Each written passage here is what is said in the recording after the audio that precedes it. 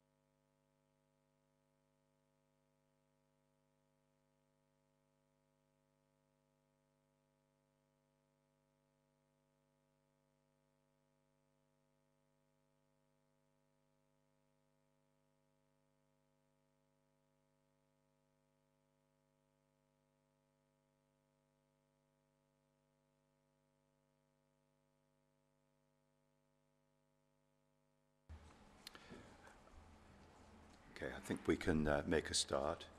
Well, good evening, everyone. Welcome to this meeting of the Planning Applications Committee. I'm Councillor James Husband, Chairman of the Committee. To my right, I'm joined by my fellow councillors, and it will be the five of us who will be making the decisions on the cases in front of us this evening.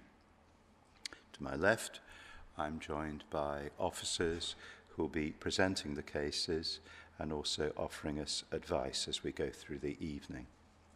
And this evening, the officer team is led by Mrs. Fiona Ray, who is the interim head of development management, the lady sitting on my immediate left.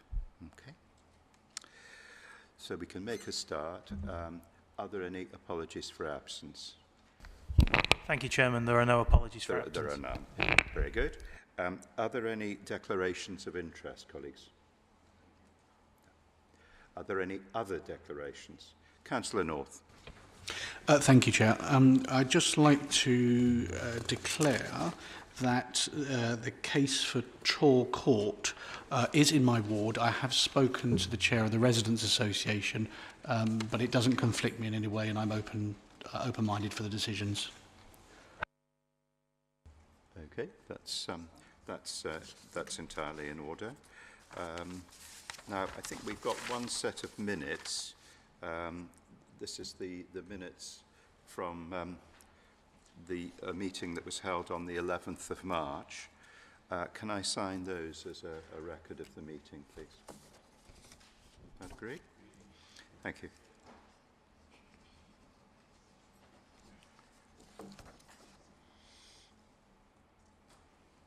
Good. Thank you very much. Well, before we get underway, I think it might help if I indicated the order in which we were going to consider the cases. So in a moment or two, we're going to start with the application at Onslow Square. We'll then move to Redcliffe Road, Westbourne Grove, Chepstow Villas, Carriage Lodge in the top of the Earls Court Road, before moving on to the Little Boltons, Wharfdale Street, Kings Road, Kensington High Street, Tor Court, and then a number of applications, Gilray House, Riley House, Lackland House, and Millman's House, which are all part of the Cremorne estate. So that's the order in which we're going to take things this evening. So we can start by considering in the South Pack the application at Onslow Square, and I think Julia Dravetsky, Julia, you're going to introduce this, aren't you? That's so when correct. you're ready, please go ahead. Thank you, Chairman. I would like to bring members' attention to the addendum report. In terms of the background of this application, planning application and listed building consent went to planning application committee meeting in January this year. The listed building consent was granted by members and planning permission was deferred to allow that a fire safety statement is provided by the applicant. This was necessary to ensure development would achieve the highest standards of fire safety. Whilst the applicant's agents confirm a planning fire strategy has been prepared, the revised fire statement was submitted 4 weeks after, and the scheme had to be amended to ensure that information is satisfactory. As members approve the listed building consent, the applicant will need to resubmit a revised listed building consent to ensure that the revised plans are considered from the listed building perspective. However, this will likely be dealt under delegated powers, and the applicant is aware of it.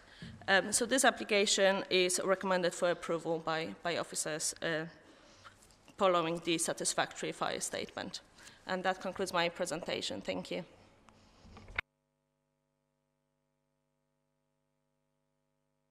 Okay, thank you very much indeed. Colleagues, any questions about this application? No, I think it's slightly unusual because it was deferred for a rather technical sort of reason, which has now essentially been resolved. Yes, I'm right in thinking that. That's correct, yes. All right. Well, in that case, the recommendation is that we grant permission as set out in the report. Can I see those in favour, please? So that is agreed. Okay, thank you very much.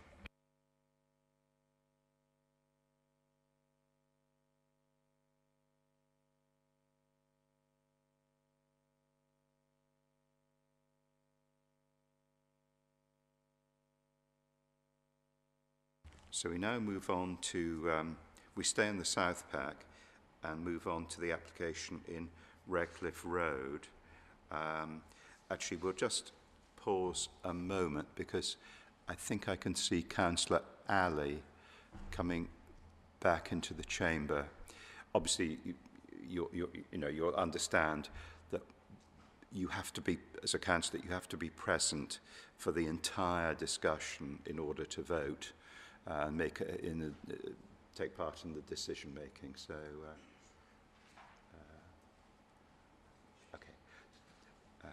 So we're now considering Redcliffe Road. Okay, and I think Emma Barrell, I think you're going to introduce this, aren't you? That's right, Chairman. Thank you. Agenda item 2 relates to 23 Redcliffe Road. The proposals in terms of the application before members today relates to extensions and alterations to the existing house, including 2-storey rear infill extension and closet wing extension. Members' attention should be drawn to the addendum pack that has been circulated. This included 2 additional objections received, copies are included, and 1 additional letter from the agent acting on behalf of the applicant, along with some small amendments to paragraphs within the report before members. Here we can see the site location plan, including neighbouring dwellings number 24 and 22. Number 23, the application site, is a 3-storey mid-terrace dwelling house which is situated on the northwestern side of Redcliffe Road. The building forms part of the Boltons Conservation Area. Here we can see an aerial view showing the neighbouring properties, number 22 to the left and number 24 with attached closet wings to the right. This also shows the extent of other infill extensions in close proximity. Before members here, we have a couple of site photos taken from the rear garden showing the extent of the existing closet wing and the location of the infill extensions. And here before members we have the existing plans showing the front and the rear elevations. And here we can see the proposed plans. So as stated, planning permission is sought for extensions and alterations to the existing house. This includes the 2-storey infill rear extension and closet wing extensions shown on these plans before members. A masonry wall matching the height of the proposed extension will be built alongside the boundary wall with number 22 Redcliffe Road. Officers note in their report that the proposed glazing panels are not considered to be widely in keeping with the wider terrace. However, due to the lack of public views and in this location, these elements are considered to have a neutral impact overall. Whilst the proposed 2-storey rear infill extension would contain substantial areas of glazing, the design is considered to be acceptable and balanced. The infill extension is a contemporary construction and is considered by officers to be subservient to the proposed development surrounding the closet wing. On balance, the proposal would have an acceptable impact on the existing living conditions of neighbouring dwellings. This is after careful consideration of the impact on light, outlook and sense of enclosure in particular. On balance, officers are satisfied that the proposed 2-storey infill rear extension would not lead to significant increased sense of enclosure and harmful loss of light as set out in the officer report. Overall, the proposals are considered to ensure good quality living conditions for surrounding neighbours. The application is therefore recommended for approval by officers subject to conditions set out in the committee report before members. Thank you, Chairman. That concludes my presentation. Thank you very much indeed. Now we've got speakers for this case. First of all, if we can hear from the objectors, I think Mr. Dekani, are you present, sir? Yes, thank you, Chair. Right. Okay. So when you're ready, please, you've got up to 3 minutes. So go ahead, please. Okay. Thank you. Thank you, Chair, and good evening, Planning Applications Committee members. My name is Will Dekani, Director of DC Planning, and I'm instructed by a neighbouring resident of number 22, which is part of a residential building comprising 4 self-contained flats located immediately south of the application site. And my client owns the ground floor flat at number 22. I've reviewed the documents, I've raised numerous concerns and advised my clients accordingly during the course of the application, and these are still outstanding. The first concern relates to the daylight and sunlight impacts. The submitted daylight and sunlight document is misleading. The submitted study claims that 1 room within my client's property has 3 windows, when in fact it only has 2, as illustrated in the submitted objections by Rights of Light Consulting. The submitted daylight and sunlight study also claims that all of my client's windows meet relevant BRE criteria and tests when they do not. Window 3 of my client's property, which is the main window serving this room, would experience a reduction in VSC from 13.4% to 9.9%, resulting in a ratio reduction of 0.74, which fails to meet the BRE criteria of windows that are already experiencing substandard levels of light. And it's also worth noting that the self-contained property below my client's would be impacted to the same extent that I've just outlined. In real terms, this means that my client's property and other properties which receive substandard levels of light will be reduced further and receive even less light in the habitable room. This directly conflicts with the adopted local plan policy CD9, as subpoint B states that the council will ensure that good standards of daylight and sunlight are achieved in new development and in existing properties affected by new development, and where they are already substandard, that there will be no material worsening of these conditions. Turning to the second concern, the scale and position of the proposed two-storey extension would create a tunnelling effect upon my client's property. The scale of the infill extension will create a severe sense of enclosure as a result of the height and form and the site's close relationship with my client's property. My client's property has a living room and dining room with the main window that looks out directly towards where this infill extension would go, and as a result, this outlook of the main window would be looking at a blank wall approximately 4.5 metres away, and the other window in this room already looks at a blank brick wall located about 6 metres away. So on both sides of this room, there would be a severe, unacceptable sense of enclosure. The bedroom within my client's property, which also looks out to the rear gardens, would have a severe increased sense of enclosure as it currently looks out over the rear garden, but with the proposed development, the outlook would be dominated by the long extended blank wall. And this again directly conflicts with the local plan policy CD9, as subpoint B states that the council will ensure and require that there is no harmful increase in the sense of enclosure to existing buildings, spaces, neighbouring gardens, balconies and terraces. Combining both of these concerns, comprising the reduction in the light with the increased tunnelling effect and sense of enclosure, the impact upon the residential amenity of my client's property would be unacceptable and not comply with the policies of the council's adopted local plan, namely policy CD9. Have I still got time? Not really, I'm afraid. Okay. But no, colleagues, we may well have questions for you in due course. So, okay, thank you for listening. Stop there. Now, the applicant is also represented, I think, here. So the applicant team is on this side. So in similar fashion, you've got up to 3 minutes when you're ready. Perhaps you can introduce whoever is going to speak. Good evening. My name's Gideon Purser. I'm Director of House of Design Architects. We're a Kensington-based architectural design company. I have about 15 years' experience in residential architecture. I'm an RIBA qualified architect, and we are an RIBA chartered practice. The proposals involve a two-storey infill extension at ground and lower ground floor to match neighbouring buildings on 24 Redcliffe Road and other properties along the street. The works form part of the wider refurbishment to the whole building to give more living space to the young owner-occupier family who have just moved to the neighbourhood and intend to plant their roots there and raise their family. It will also upgrade the building to provide a modern and energy-efficient dwelling. We undertook a pre-app application in January of this year and received supportive feedback which reflected the verbal feedback given by the senior case officer on site.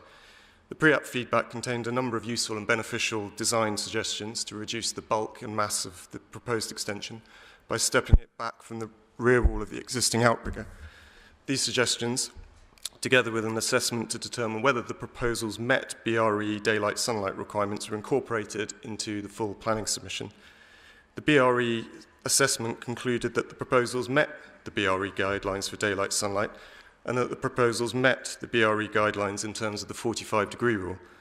An opposing report was commissioned shortly before the comment deadline, which sought to discredit the submitted report, and in order to frustrate the process, made a number of misleading claims, including an unfounded assertion that a BRE-compliant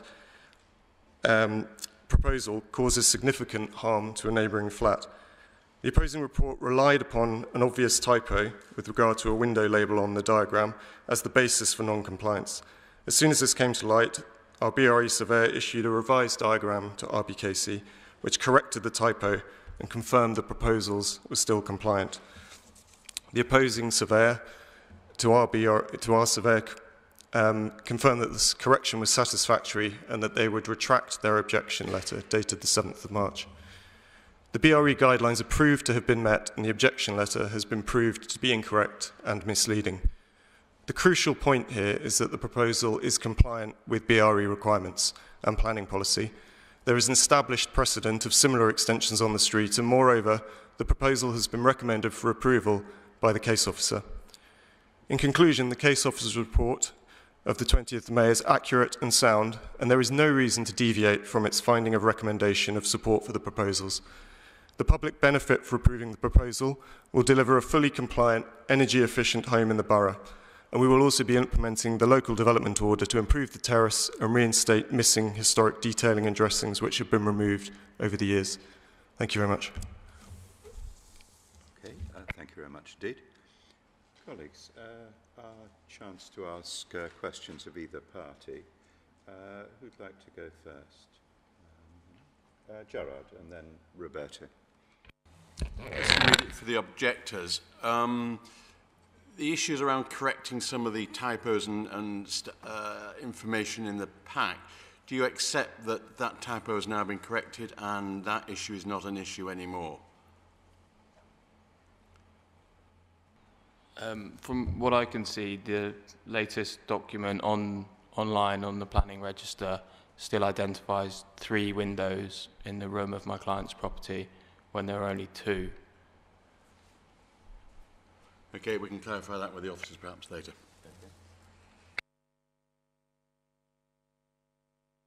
To the applicant, please, Mr. Chairman, which would be, could you perhaps just talk to us a bit about the thinking on the design of the proposal?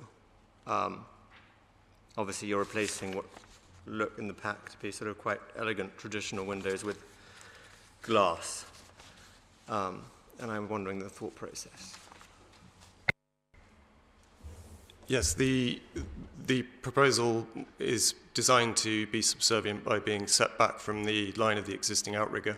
We wanted it to maintain its identity as a modern intervention and bring a lot of daylight and sunlight into the main living spaces of the lower ground floor and the ground floor, which is why we use large panel metal sliding doors and large panels of glazing.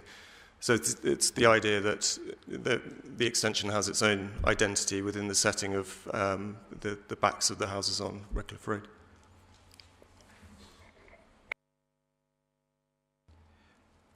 Any other questions? No? Okay. Well, in that case, thank you very much indeed. Thank you.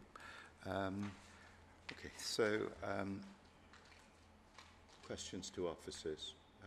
Lloyd, and then Gerard. Thank you. Can I just follow on from my colleague, Councillor Whedon-Sands' comment, thinking of the comments made in the report on the conservation area and the impact on the conservation area. And as my colleague has just mentioned, we're replacing an original rear facade of a building with traditional fenestration for something completely modern in a conservation area. Can the officers please explain how this is a neutral effect on the conservation area and not something departing quite radically from it? Yes, thank you, Councillor. I think officers have concluded in paragraph 6.6 of the report, while officers acknowledge that this is a contemporary construction by way of the design of the extension, it was considered overall to be subservient to the proposed, a subservient development surrounding the closet wing. And in addition, it's somewhat concealed from its surroundings, it being to the rear of the property, and this includes wider views from the Bolton's conservation area. So therefore, on balance, it was considered that that impact was compliant with the relevant policies relating to the conservation area. So at no point was there a consideration of something more traditional?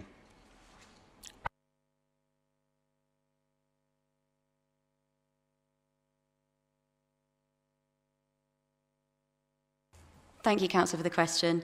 I mean, we're assessing the applications before us today. Obviously, it's been noted there was a pre-application discussion, but this is the application we have before us, and this is the design put forward by the applicant's team.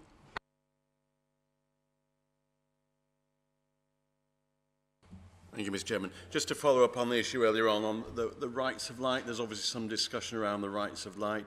Are you content that the reports we've had and the data you're content with that, and you don't believe there is a issue to do with rights of light? Thank you, Councillor, for the question. Officers in paragraph 6.10 have expressed that we have reviewed the submitted daylight sunlight report and have found that the proposals to the ground floor window to number 22 the window would not be detrimentally impacted as a result of the proposed development. But officers have also considered the daylight sunlight matters and the report submitted alongside other considerations relating to neighbouring amenity and have taken a view on balance based on all the considerations.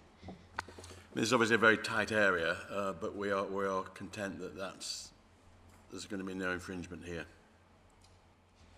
On balance, based on the information in front of officers, we've concluded that we're happy with the impact on neighbour amenity. Thank you. Very good. Any other questions? Roberto. Cassie? Thank you, Mr. Chairman. On the aerial view, if we're looking in the pack, you've got, I think they're called Bolton Studios. At least it says on the site location plan on the other side there, the sort of, on the bottom end of that photo. Do they have windows looking out onto these gardens? Presumably, it looks like they do, but do you have any sort of photos of that angle?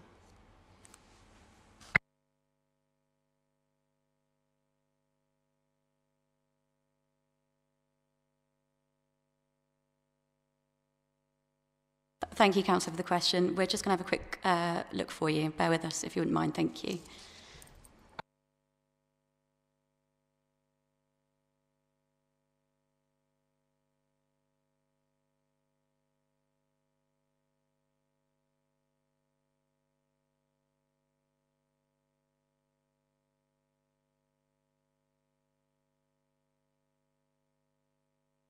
I'm going to just very quickly jump in there. We don't have any photographs taken directly from those properties at the back on the case file, as far as I can see. The actual properties themselves have ground floor windows that face back and some Velux roof lights within the roof. So there'd be views, but within that tightly constrained context with the closet wings, I think our conclusion is that the character and appearance would be preserved given that subordinate setback. So I think there would be some obscure views from those windows within the roof, within the back wall, but limited, in our opinion.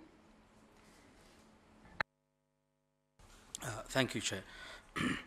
The environmental issue of the structure itself during the work, when the work is done, could you elaborate, please, give us more details about how the structure of the building and the surrounding areas will be protected when the work is going on, and what impact will it have?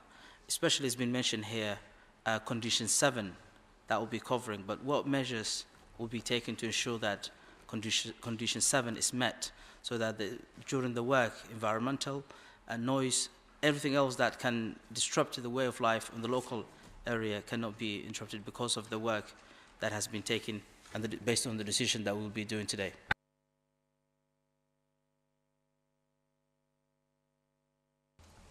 Thank you, Councillor. Could you clarify that you mean, is it condition 6 you're referring to? No, condition 7, so that the work is done appropriately under the guidance of the Council. This is also 7.3. If you look at the page 5, 7.3 of the application, that will tell you the surrounding buildings and the neighbourhood are protected during the work, during the course of the work. And it says here, specifically, the application will be bounded to condition 7 to ensure the work is done in the appropriate fashion. So I would know to know how would we make sure that this condition is met during the work and no neighbours are impacted, and what will the council officers will do to make sure that the condition 7 is met during the work and no interruption or no cause of difficulties for the neighbouring properties. Thank you, Councillor, for the question. I would draw you to the addendum pack where we do clarify in relation to paragraph 7.3 that the response should refer to condition 5. The officers have appended as a suggested condition, and this condition relates to Code of Construction Practice. So therefore, this condition would be applied to safeguard the construction phase.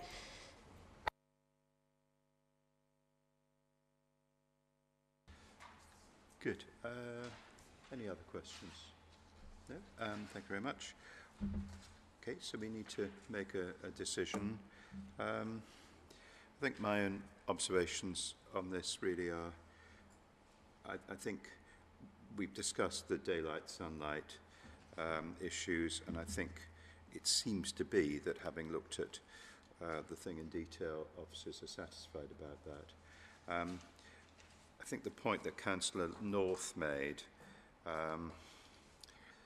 about the proposed rear elevation of the building, I think this is always a difficult one, because architects and their clients like these enormous glass expanses and doors, and perhaps regrettably, maybe not, inspectors tend to be quite relaxed about them, provided they are down at the lower levels of buildings, which mean that the degree to which people see them is quite limited.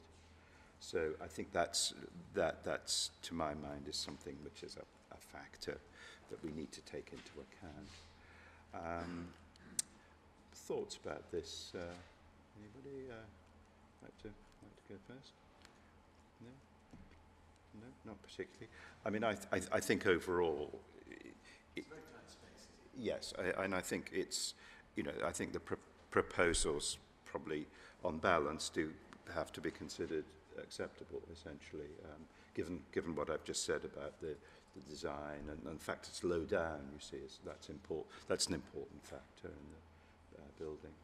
But John, do you want to? I would say it's a very tight area, isn't it? I know Yeah. we get applications of factors in that need to take into consideration, but it is a tight area. It seems to me that they've covered all the in the application, and from the officer's report, they've covered all the issues. So, as you say, I would be inclined to support this. But okay, is that acceptable? Okay, thanks. Roberto, did you want to add? And well, I'm afraid, Mr. Chairman, that in my view the design is totally inappropriate, and so I'm leaning towards voting against. Okay, all right. And I concur with Councillor Whedon-Sands. I'm minded to vote against it. I don't think it's appropriate. Well, yeah, I did say that these kind of large glass, sort of lower level interventions in historic buildings tended to be unpopular, but they were only, they are unpopular with some people, but they, in planning terms, they have on a regular basis had to be deemed acceptable. So on that basis, really, I think we're on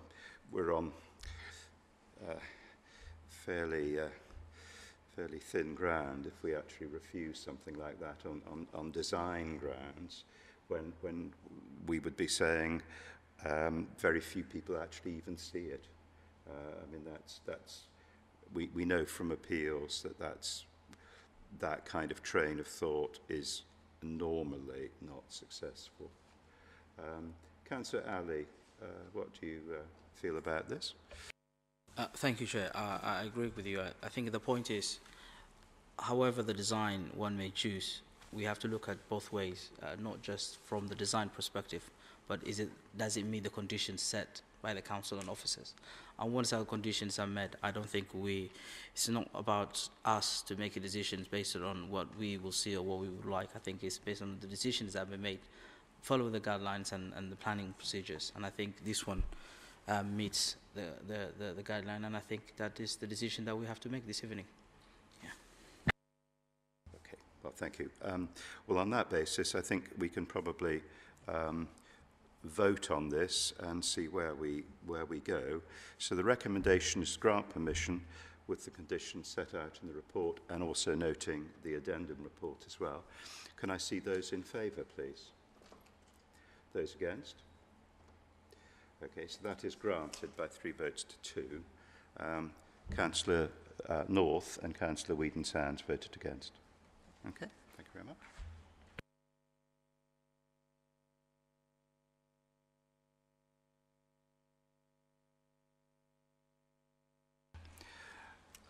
Can we now turn to the application in Westbourne Grove, please? And I think, Julia, are you doing that? So when you're ready, please go ahead. Thank you, Chairman. First of all, I would like to bring members' attention again to the addendum report. This application is seeking planning permission for installation of new timber bifolding windows. I'm just going to run through some slides for members. So this is the area view. The application site is on the corner of Westbourne Grove and Portobello Road. It's just this side over here.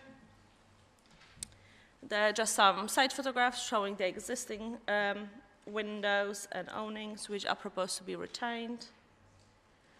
These are the existing elevations and floor plans. And then the proposed elevations and floor plans. The one in the middle shows the windows being closed, and the one at the bottom shows when the windows are open. The recommendation is to grant planning permission subject to conditions. And that concludes my presentation. Thank you.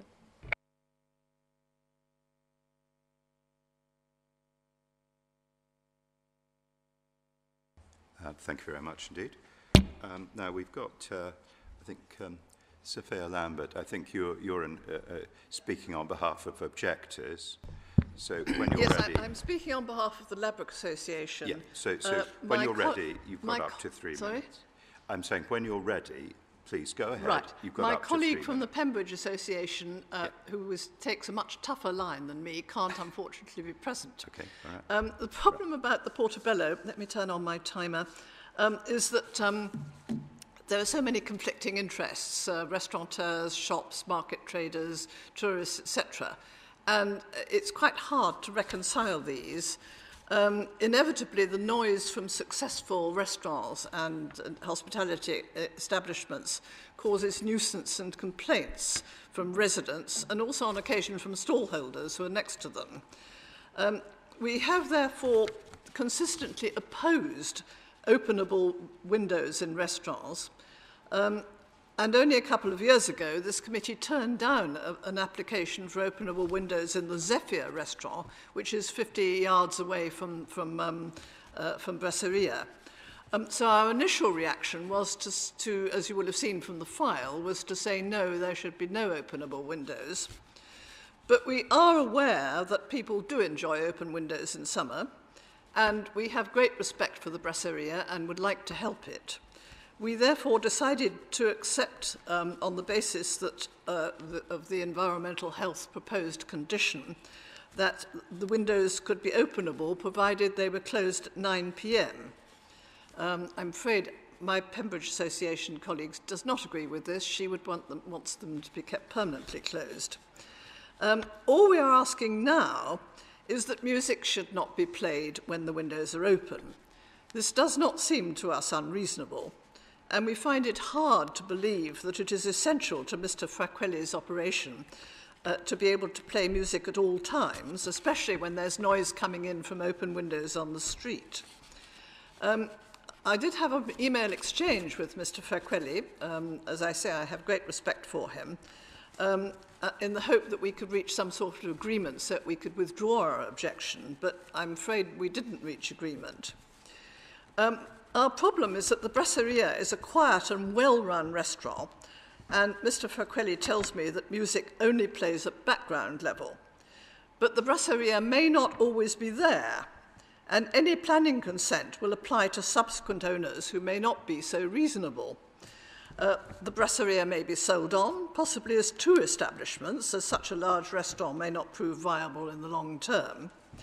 The new owners may want to play loud techno music or whatever, and that could be a real irritant to residents and also to the stallholders who operate outside the restaurant on Saturdays, and to the other hospitality establishments in the street, because there are several on the other side of the road who have summer terraces on which people sit. So we feel quite strongly that music should not be played when the windows are open. It is different from the noise that you get from people and chattering, etc. It does annoy people, especially if it's the sort of music they like. We did consider a condition suggested by Mr. Fraquelli that there should be a requirement that volume control limiters in the restaurant should be kept permanently at a specified low level, which I think would be 45 decibels, which I'm told by my acoustic expert is what constitutes background noise. But there are always enforcement problems. And we also need to bear in mind that if the committee agrees to music and open windows in this case, there is likely to be a host of other establishments who will immediately apply for the same thing. Yeah. And it would be pretty difficult for the council to resist this. My Pembridge colleague has sent me an email, which I printed out just before I came, listing all the ones where she thinks that applications are about to apply for or are already being negotiated. Yeah. Thank you, Mr. Chairman. Okay. Thank you very much indeed. Okay, and now I think the applicant is in fact here. Is that right? Hello, sir. Hi there. So when you're ready, you also have up to 3 minutes or so. Thank you, Chair. Thank you also, Sophia, for your kind words. And so my name is Alberto Fraquelli. I'm the owner of Brasseria, and I've put forward this application. I'm here today to speak in support of the decision, not the decision, the recommendation to approve our openable bifolding windows. We've been operating on the site since 2021. We value our relationship with the local community, have received positive support for this application from local residents and businesses, and have consulted extensively with local groups, in particular Ladbroke and Pembridge associations, which Sophia represents today. We've been incorporating their feedback, and we've also tried to work with some of the charities in the area, including Nova, providing learning opportunities for local children. The development of our site, which includes windows, is fundamental for the long-term relationship with the community, in our opinion.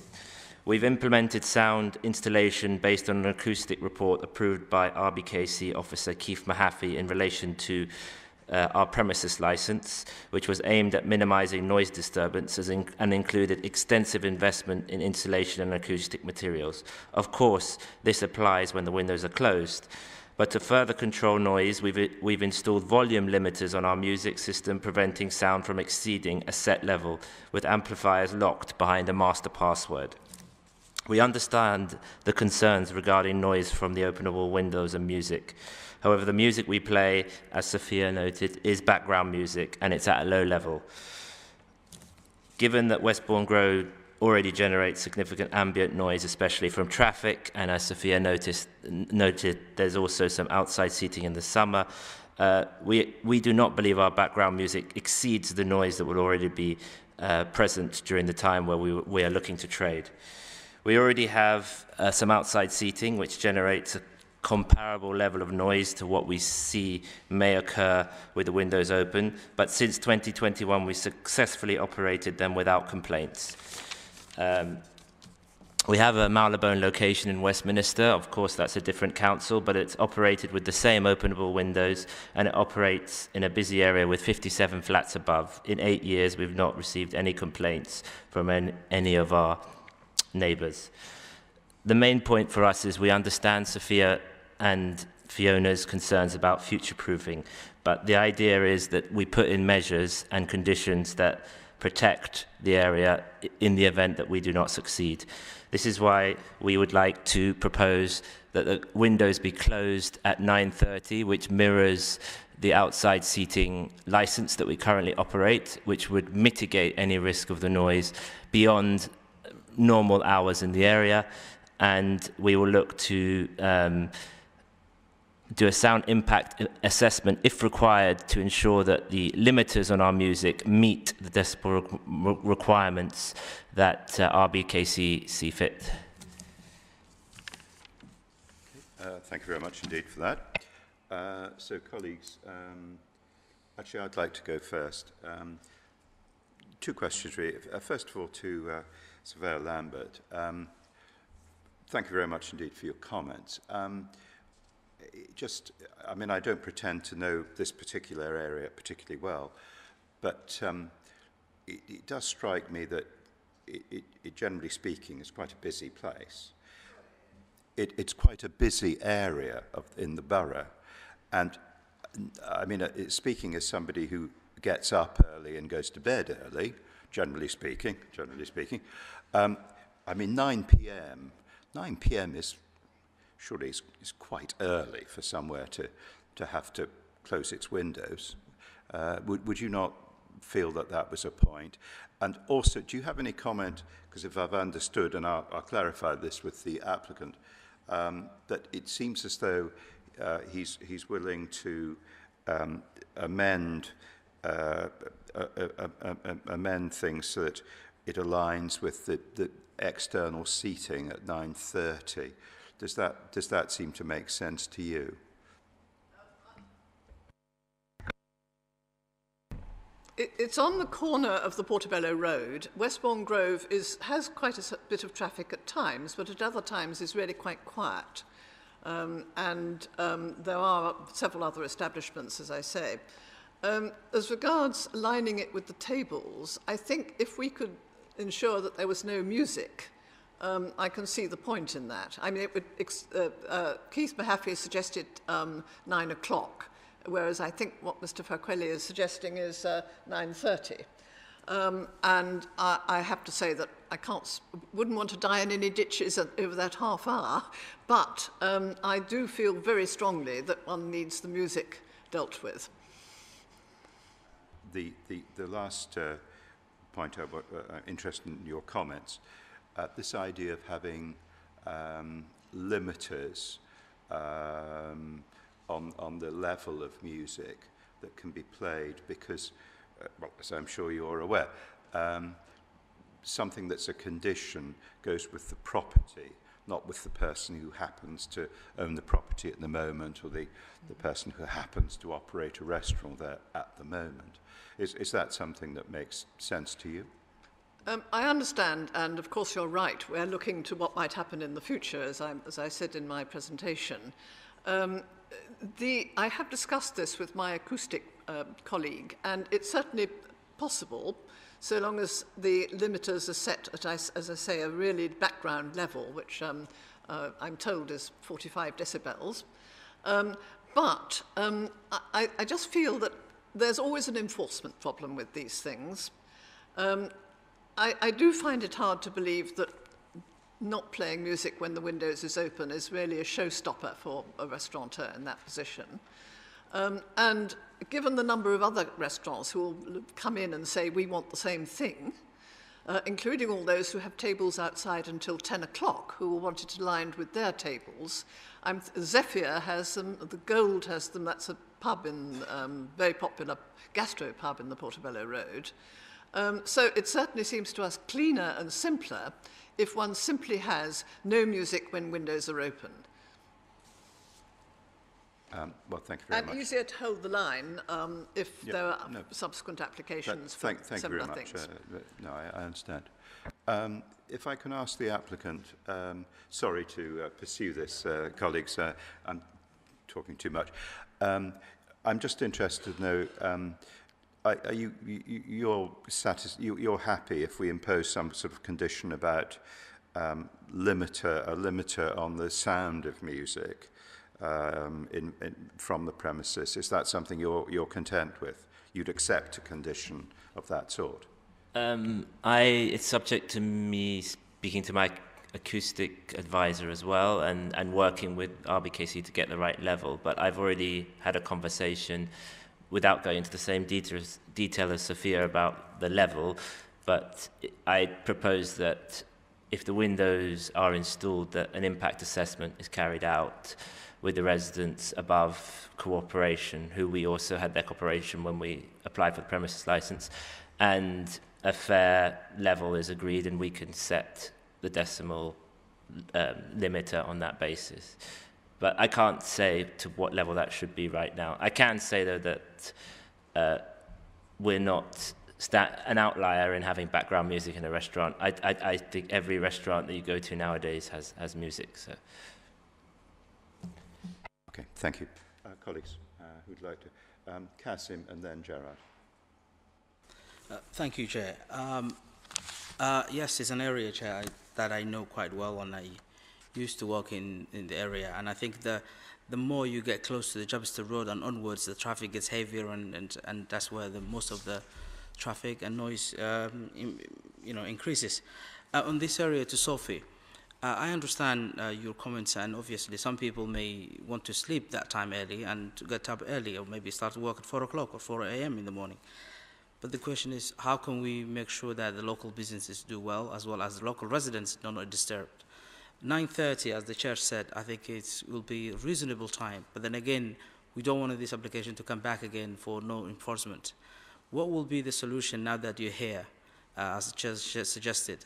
Will this be okay for you to go back to your residents association and neighbors and to say the business will be working with the local people rather than just outright stopping no music? Because if the neighbors are allowing, local businesses are allowing, we cannot, you will not want to stop, do you? Will there be compromise in that sense from, rather than saying 10 o'clock but 9:30 and to allow reasonable rather than just out loud? And there will be a question similar to the applicant, but I'm happy to hear from you, Sophie, first. We do keep in touch with all the local residents. We have members opposite, etc. So I'm not sure there's much more we can do to consult. And as I say, my Pembridge Association colleague remains very much more opposed than I am to this. It's difficult. The windows would only be open at certain times of year, and the rest of the time music could be played happily inside. So it would only be when they're open. As I said, a condition limiting the speaker sound within the restaurant would be something we could consider. But I just repeat, there's always an enforcement problem, not with the Brasseria, but with any successors. And it is a very big restaurant. It has we will have seen from what was put up on screen that it's got a very long frontage all along Westbourne Grove and round the corner into Portobello Road. So if there is a noise problem, there's a big noise problem.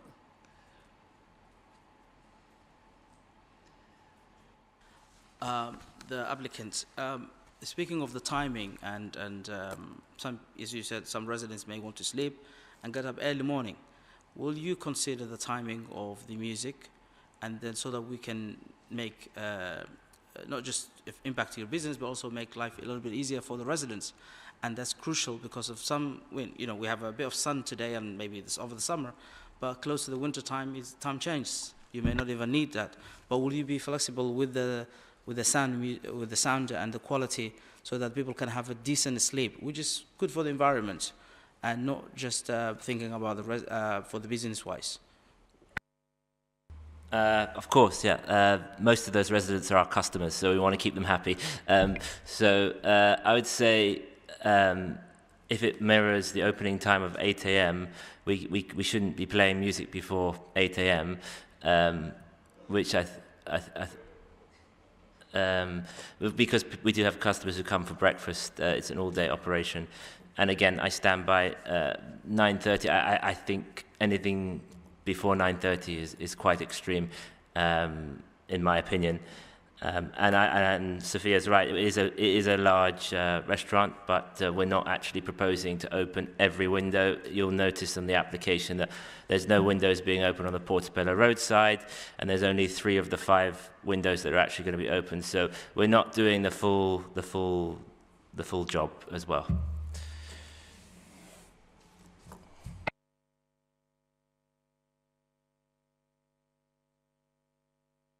Well, thank you very much indeed, everyone. Thank you. Questions to officers? Jaro. Thank you. We seem to be in this, just with timing and the noise, and I think we look as though we might be able to get an agreement on time. In terms of conditioning something about the noise levels, where do we stand on that? Because presumably if there is no ambient music, that's in the whole of the restaurant as opposed to just the window-facing tables. So what could we possibly come up with that might be a good compromise? Thank you. That's a great question. I think before I answer, I would like to bring members' attention to condition 4. So officers already recommending that the window shall be closed between 9 p.m. and 10 a.m. on any day. So that's already one of the restrictions in terms of the opening the windows.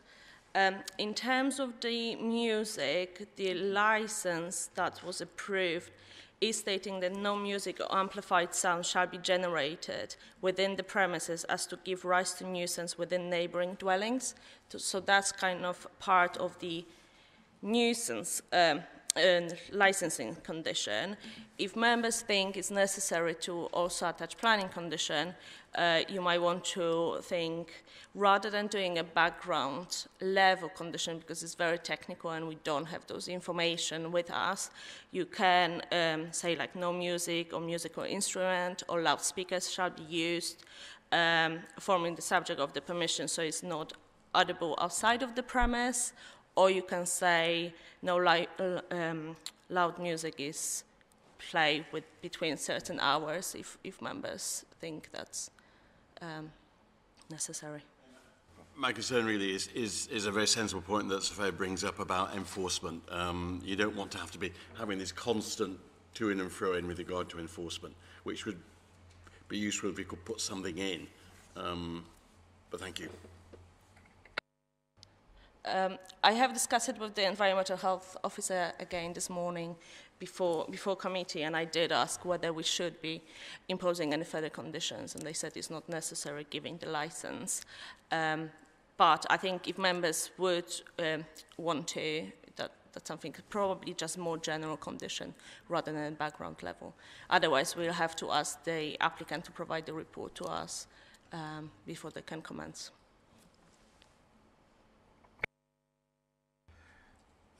Thank you. Yes, I think colleagues.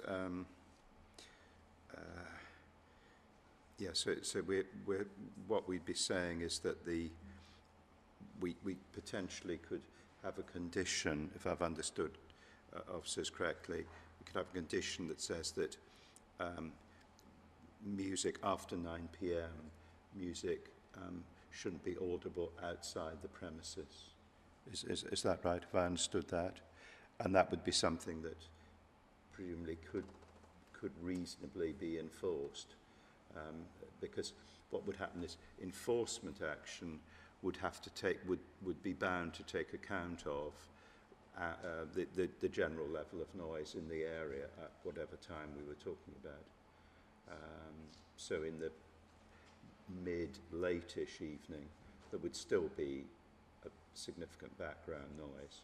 But what we're really concerned about is a different, a new, different restaurant premises that created a great deal of noise. I think am I understanding correctly what our concern is about this? Yeah, Roberto?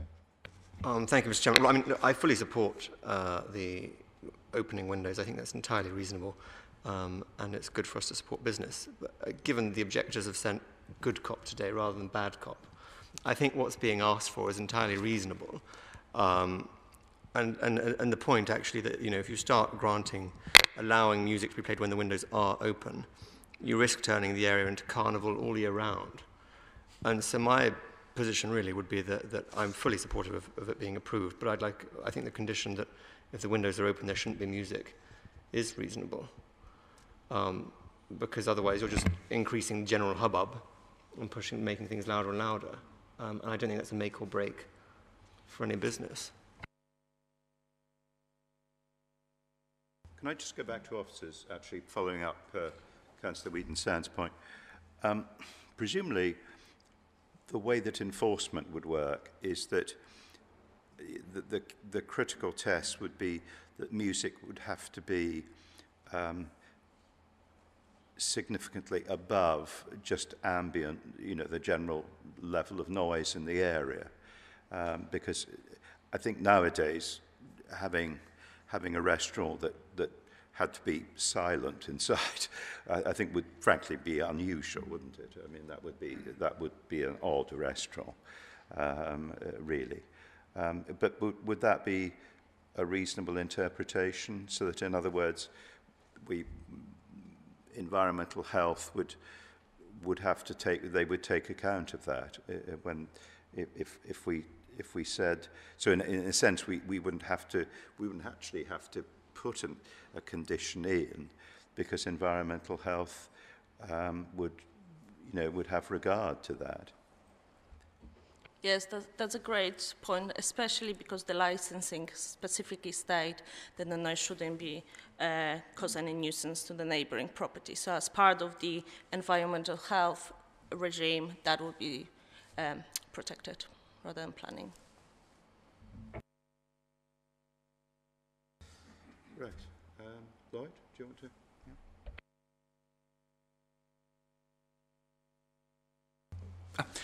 Yeah. In a previous life, I worked very closely with events and these noise inhibitors or measurers, so I'm very familiar with them, and they are very good, and it's a very good way of setting the level that it doesn't go above.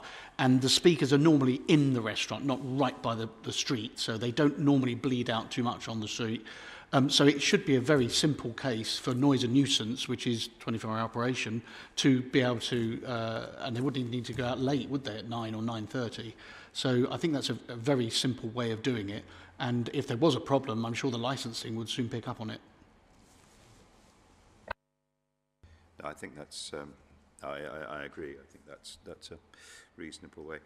Well, we've had quite a long discussion about all of this. I think probably in the end, I think probably the conditions that are proposed probably are acceptable, with obviously the knowledge that environmental health would step in if there was excessive noise coming from the premises. And I think having a condition where music, where the windows get shut at actually 9 p.m. I think is quite strict, actually, I would have said. So should we take a vote and see where we go on this? So the recommendation is to grant with the conditions set out in the report. Can I see those in favour of granting, please? Okay, so that is agreed. Okay, thank you very much indeed. Thank you.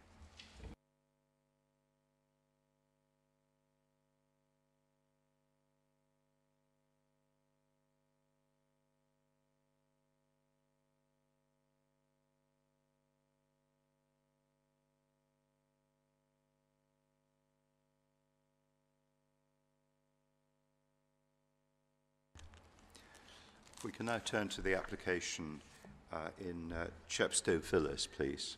So, Julia, I think that's back to you. Yes, thank you. Thank you, Chairman. I would like to bring members' attention to the addendum report. This application is seeking planning permission for a basement extension, mansard, new entrance porch, and other various alterations to windows and around the property.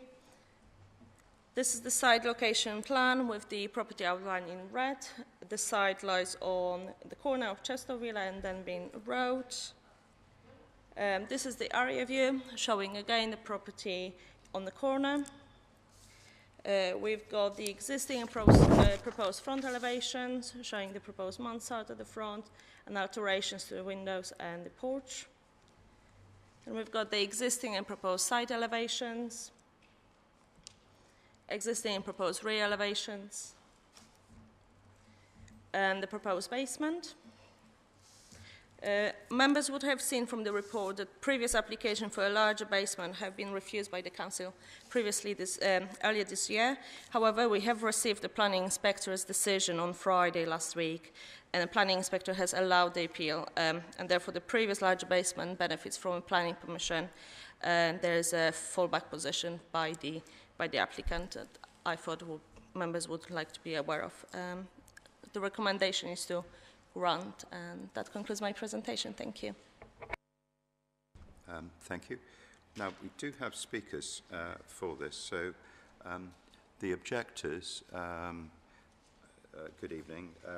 So we've got Mr. Craig and Mrs. Lancaster. So you've got up to 3 minutes shared between you whenever you're ready. Thank you. Okay, thank you very much. So I'm Gareth Craig. I'm a resident of 24 Denby Road, which you've seen is the neighbouring property. We have objected to this application chiefly because of the huge scale of the basement, 21 metres long and an excavation depth of 6.28 metres, or to put it another way, about 13 London buses in volume, and the fact that the excavation runs right up to and on some drawings overreaches our party wall. We feel this is excessive in size, aggressive to our interests and very unneighbourly, and also against both the spirit, we believe, and the letter of RBKC's basement SPD. It has been scaled to the maximum to accommodate the largest swimming pool, this in a property which will generally be occupied by 2 people or empty.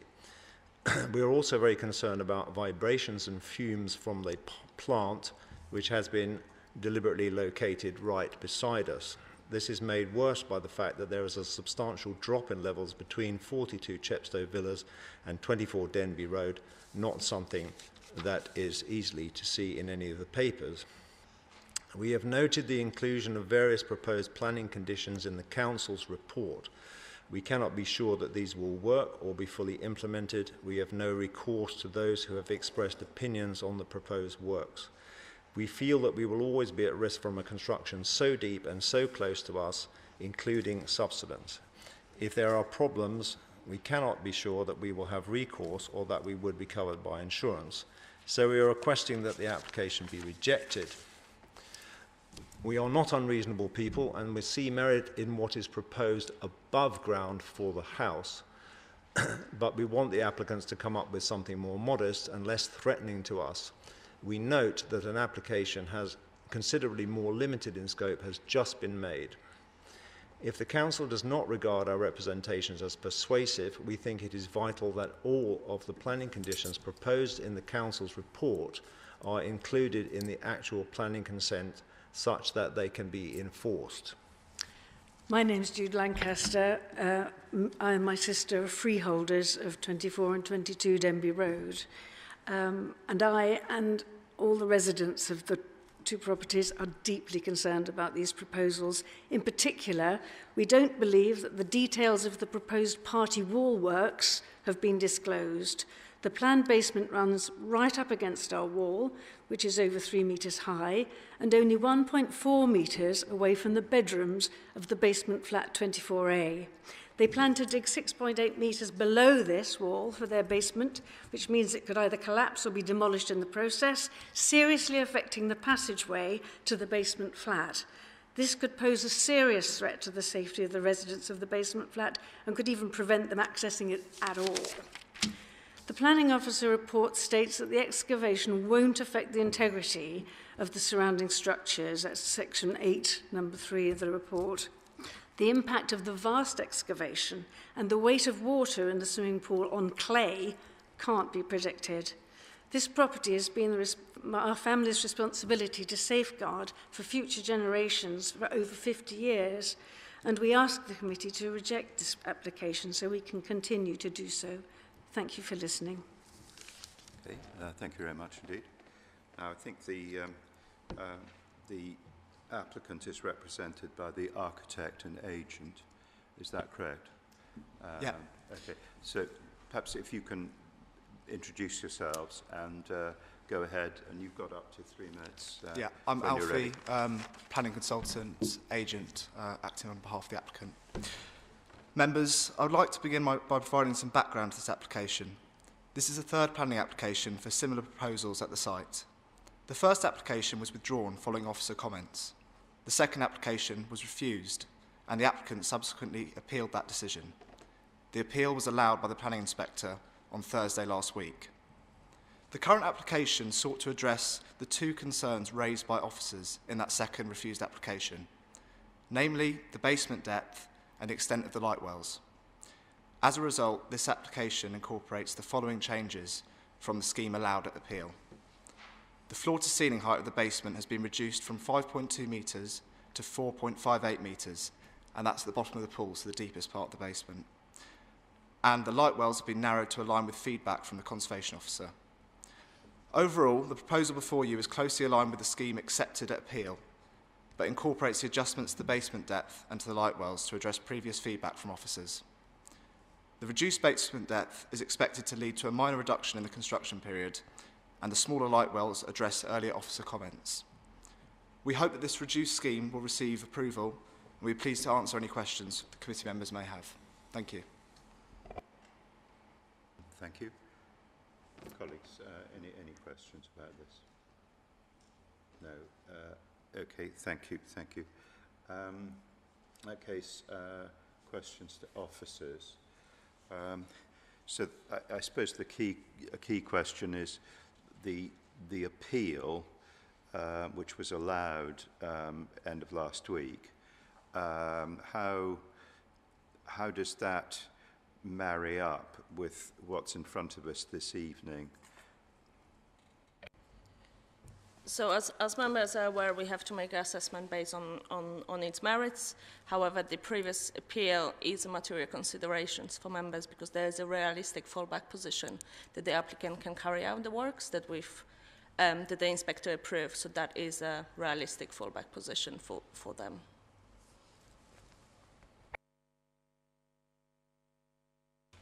Thank you. Just to continue that, just can you outline the key differences between what is being granted in the appeal and this application here, please? Yes. We touched on it there, but could you just confirm it, please? No problem. So I think this slide would be the best for members to see that the previous application was proposing a deeper basement and the deeper light wells as well because of the depth going down to the basement. So as part of the refusal, that was one of the concerns we had with the depth. However, in this current case, they've slightly reduced it, the depth that we are comfortable with, that the depth can be subdivided into 2 floors, the basement can be subdivided into 2 floors. But the previous, now approved scheme is showing a deeper basement than this one. So if we refuse this tonight, they could go back to the previous application and That's correct, yes. They have 3 years now to implement that permission.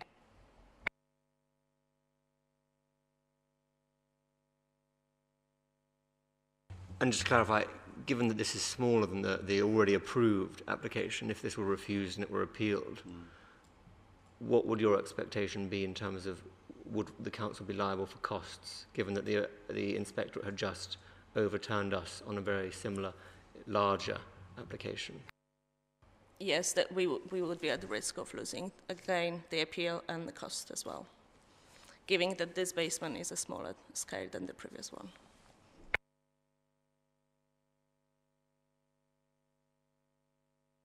Okay, well, thank you very much. Well, we need to make a decision. I think as Councillor Whedon-Sands has just stated, it's quite a tricky decision in the sense that we refuse something which an inspector allowed. So it puts us in a particular position in relation to this actually more modest proposal. So I would have said that on balance, it's clear that this should be considered acceptable, given the inspector's judgment published last week.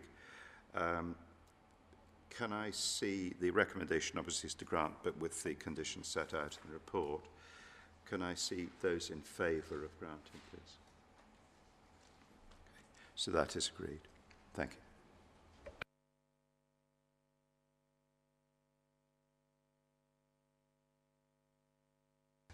Let's just take a couple of minutes break. Thank you very much indeed, everyone.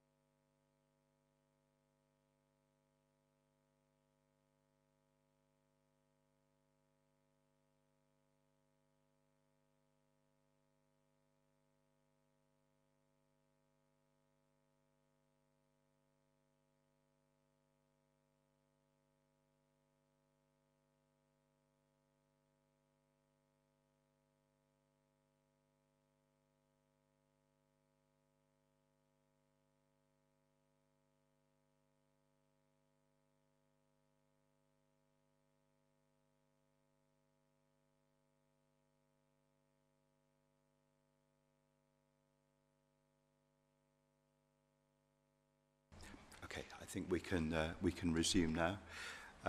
Thank you for bearing with us. So we now move on to consider the application Carriage Lodge in Earls Court Road. Julia. Thank you, Chairman. I would like to bring members' attention to the addendum report. In addition to the addendum, if members are minded to grant planning permission, we are recommending to extend the date within the recommendation to until 30th of June 2025. The report at the moment says 31st of May. It's just to complete the section 106.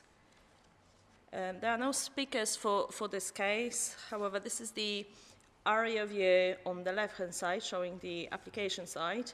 Members might be familiar with the major development at the back. That's the former Odeon site. This is the site, and then we've got the street view showing the existing building with the new development next door.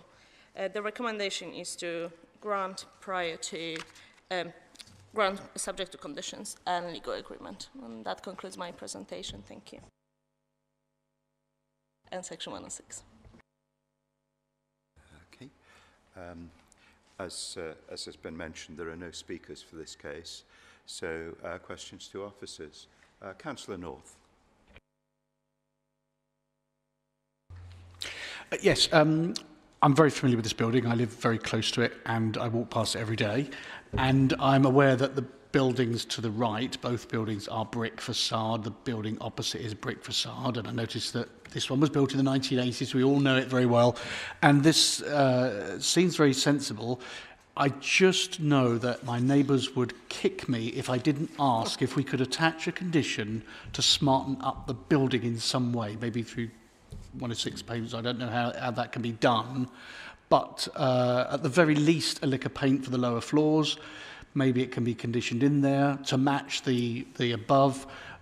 Ideally, they would refront it with something else, but it is what it is. So I just wondered if there's anything that we can do with that. And I know that's something that you might be able to help us with. Thank you so much for this question. Yes, it's a great point that we've actually discussed it with the applicant before committee tonight. So as part of the proposal, they are planning to match the render and the color of the render of the lower levels, and then the upper level would be more contemporary. However, as part of the condition, we can put the condition that the lower levels have to be painted as well at the same time as the upper level is being built. That's something we can put as part of the condition if members think that's appropriate. Thank you. The Conservation Area Charity will be very pleased to hear that. Sorry, just to make sure I heard that properly. So we're saying that by condition, we can say that the front facade would be repainted once the extra story had been added, because the very top story is different because it's a mansard. But once that top story had been constructed, then the entire front, the render on the entire front of the building would need to be repainted. Yes, is that what you're saying? Yes, and that could be done by condition. That we can do that condition, or we can put a condition prior to commencement, a method statement of repainting the whole facade of the building shall be provided to us, and then prior to occupation, they have to do it. I think probably the latter, because it would mean the building couldn't be occupied until they'd done it. Does that make sense, colleagues? Everyone agree with that? Good. Otherwise, I think this building obviously it sits slightly incongruously surrounded by an extremely large development. So I think if we can do that, and you're recommending by condition, then I would certainly go along with that.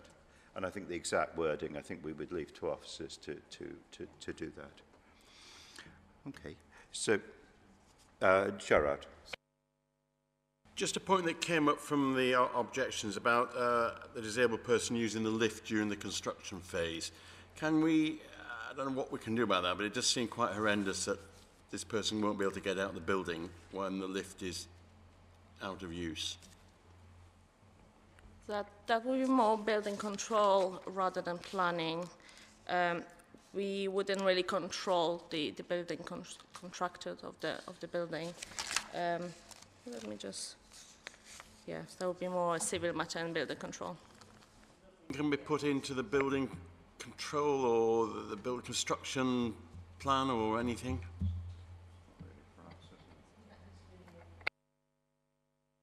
We can always put the informative to do it, but yeah, it will be more with the control, unfortunately. I think adding an informative along those lines that Councillor Hargreaves has suggested, I think that's reasonable, but we can't sort of jump ourselves completely into essentially another aspect controlling construction that goes beyond planning, really. Roberta. If I may, Mr. Chairman, so just to clarify, officers, on that point, would building control thereby be ensuring under their own steam that no resident is going to be trapped in their flat for the duration of, is that what you're saying? Is that something that building control have the power to do?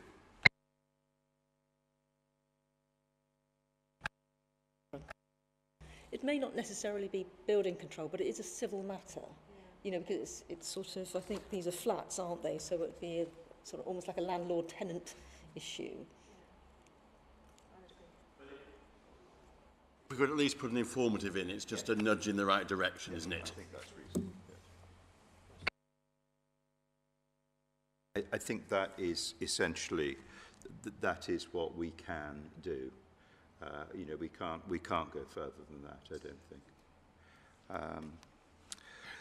Well, I think this point about the front facade that was raised by Councillor North, I think is an important one. So if we can put adjust conditions to take regard of that. I think with that, plus the informative that Councillor Hargreaves has just suggested, I think that those are both moves that I would very much support. On that base, increasing the date for completing the oh yes. So what date are we saying? Recommendation number 2 the date will be the 30th of June. Right. As opposed to, I think it's the 31st of May at the moment. Yes. Yeah, so just to give us a bit more time to complete it. Yeah. 30th of June 2025. Yes. Okay. So with that amendment as well. Okay. So on that basis, with those various amendments and additional condition and informative, recommendation is to grant permission. Can I see those in favour, please? Yes, so that's granted. That's unanimous. Thank you very much.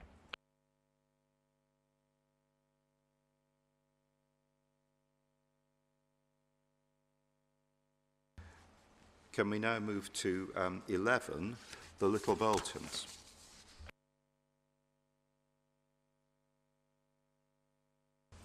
Thank you, Chairman. This agenda item relates to 11, the Little Boltons. The proposals before members are for replacement windows, external doors and roof lights with matching double glazed fenestration, replacement conservatory and alterations to external fabric of the building. There's no slides here and no speakers, but plans have been given for members in their agenda packs. Members' attention should be drawn to the addendum pack, which includes responses to neighbour objections, wherein the applicants have removed a couple of details they originally proposed, which include the balustrade detail to the first floor bay window on the front elevation and the awning to the rear elevation, both of which were elements picked up by objectors. In terms of the remaining elements of the scheme, officers considered that the proposed developments would see an improvement to the rear elevation of the property. As a whole, the proposed development would preserve the character and appearance of the wider Boltons conservation area. The proposals would preserve the existing living conditions of surrounding neighbours. There would be no harmful loss of light, outlook or privacy. Noise during construction works would be limited by the scale and nature of this scheme and the council-wide code of construction practice. The application is therefore recommended for approval subject to the conditions listed in the committee report. Thank you, Chairman. Thank you very much. No speakers for this case. Any questions about this? No. In that case, I think we can probably move to make a decision. The recommendation is to grant with the conditions set out as has been mentioned in the report. Can I see those in favour of granting, please? So that is agreed. Thank you.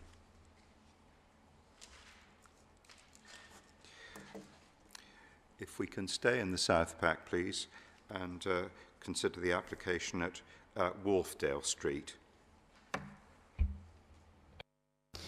Thank you, Chairman. This item on the agenda relates to 3A Wharfdale Street. This is a proposal for the demolition of the existing double garage, construction of basement and redevelopment to provide one duplex apartment. Members' attention should be drawn to the addendum pack. The application represents a resubmission of a previously approved scheme in 2020, which has since expired. The scheme before members is identical to this LAP scheme, and it's now been assessed against the relevant policies in the adopted local plan. The proposals would provide an additional residential unit which would contribute towards the council's commitment to increase the housing stock, which is of an acceptable standard of residential accommodation. The proposals would also preserve the character and appearance of the conservation area, would accord with the council's criteria on basement development, would safeguard the living conditions of future occupants and neighbouring residents, and would maintain highway safety and operations. For this application, it should be noted as well that legal services haven't been instructed in relation to the legal agreement yet. Therefore, members should note the requirement to extend the date in recommendation 2. The date instead should be until the 30th of June 2025. Based on the above, the application is recommended for approval subject to conditions listed in the committee report. Thank you very much indeed. Yes, I think that that potential amendment to the recommendation in relation to the legal agreement, I think that's important. So 30th of June rather than the date in May. I think that the fact that this is related to something which did get approval a few years ago, I think is something which we need to give some weight to. Any questions or queries? Roberto, do you want to ask officers? Just very briefly, out of interest, the condition that we're putting the date on, Section 7, how is that different to what was in the original? What's changed?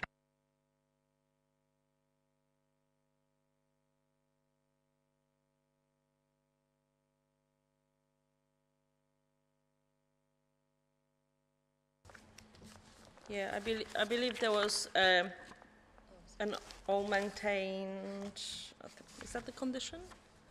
Which?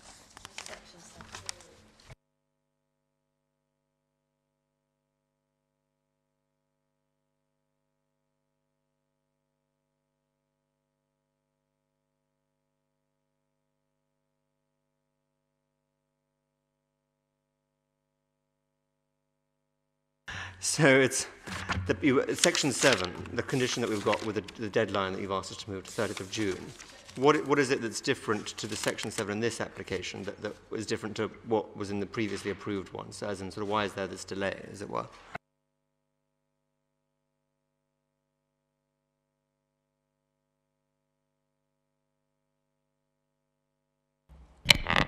Yeah, I don't actually know what was in the previous legal agreement.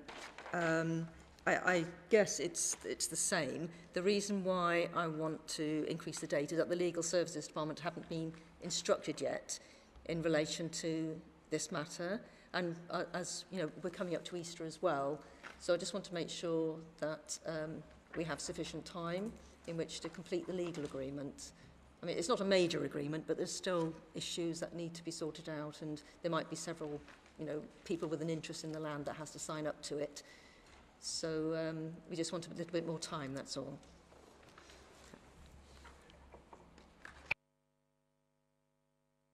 Good. Very good. Okay, in that case, if we can, with that amendment to the date for the legal agreement set out in section 1.2 of the report, the recommendation is to grant with the conditions in the report. Can I see those in favour, please? So that is agreed. Thank you.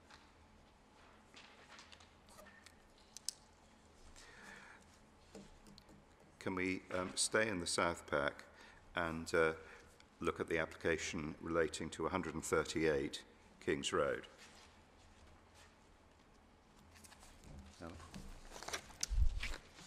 Thank you, Chairman. I'm just going to find the report in my agenda pack. If you bear with me a second.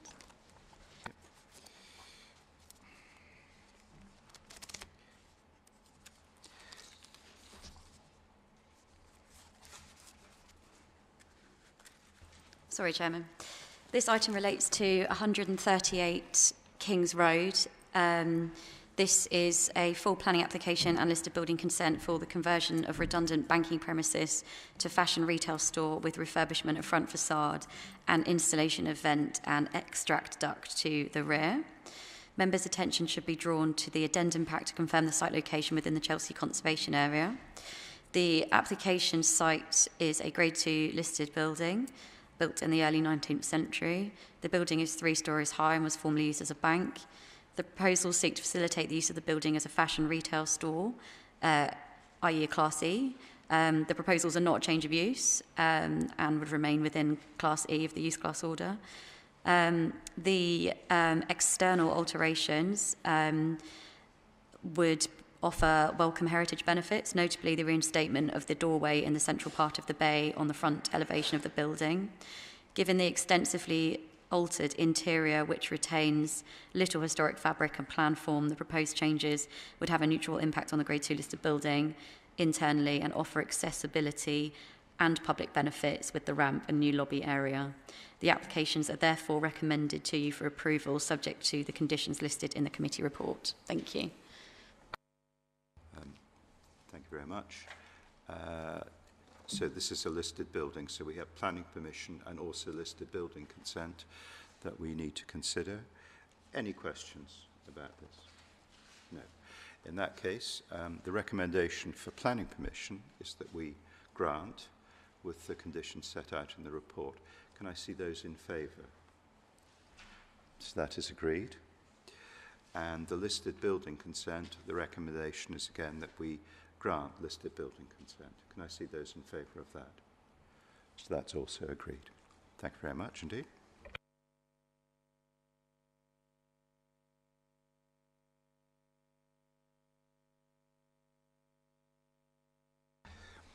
Can we now go back to the North Pack, please, and the application for advertisement consent in Kensington High Street? Julie. Thank you, Chairman. Yes, so this application is seeking temporary advertisement consent for a shroud until July this year. I would like to bring members' attention to the addendum report. Members can see the existing shroud that was granted advertisement consent a few times before. This is just to extend the time until July. The recommendation is to grant. Thank you.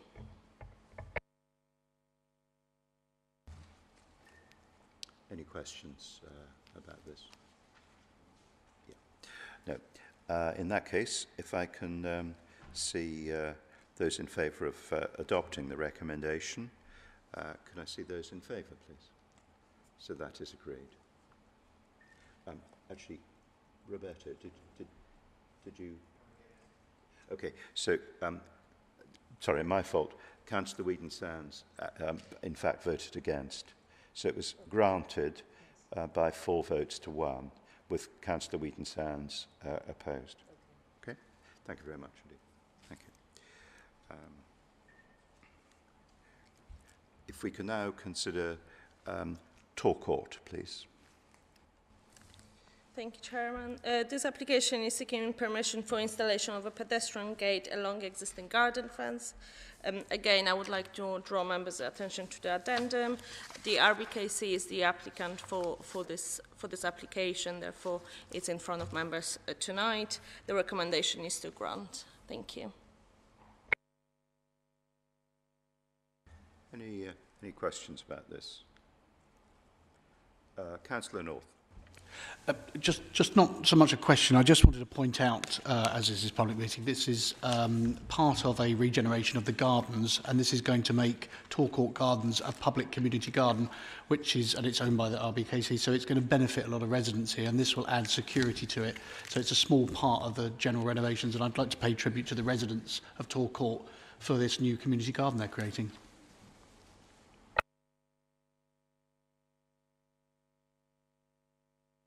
Well, I think that comment is that's noted. Thank you. Any other comments or questions at all? So the recommendation here is to grant. Can I see those in favour, please? So that is agreed. Thank you very much. We now turn to 4 applications that I think all relate to buildings in the Cremorne estate. Now, I think perhaps your presentation, you're covering all 4. Obviously, we must make a decision individually about each application, but is that how you'd like to do it? Yeah, I'm happy to do one presentation, yes, and then each of them items in turn after. Yeah. Thank you, Chairman. The first application is Gilray House. These 4 applications before members are 4 separate applications in the Cremorne estate, and each application is to be considered separately. It should be noted that each application is for 4 replacement windows per block, and the development descriptions cover 4 windows per building, with a total of 16 windows being replaced across the 4 buildings. I've included an aerial here for members. All blocks being considered are 8 stories of flats within the estate, which can be accessed via Anne Lane off King's Road. From the bottom of the aerial, we have Millman's House, moving up to Gilray House, and then to Riley House, and then Lackland House to the top of the aerial. So, as stated, planning permission is sought for the replacement of 4 existing double-glazed white painted UPVC casement windows on the northeast facades of the buildings, with new double-glazed white painted windows. The applications are recommended for approval, subject to conditions listed in the committee report. Good. Thank you. Very good. Thank you very much indeed. So this is part of what I assume is probably a much larger refurbishment of the Cremorne estate. So I think are there any questions to officers about this? No. So I think we need to make decisions. Let's do them in turn. So first of all, if we can consider Gilray House, the recommendation is to grant planning permission for that. Can I see those in favour? So that is agreed. If we can then move to consider the application at Riley House, the recommendation is to grant that. Can I see those in favour, please? So that is agreed. We then move on to Lackland House. Again, the recommendation is to grant. Can I see those in favour? So that is agreed. And finally, Millman's House. The recommendation for that, again, is to grant permission. Can I see those in favour, please? Thank you very much indeed. Thank you. So that's agreed. Well, thank you very much indeed. I think that concludes the business of our meeting. Thank you, everyone. Thank you, and good evening.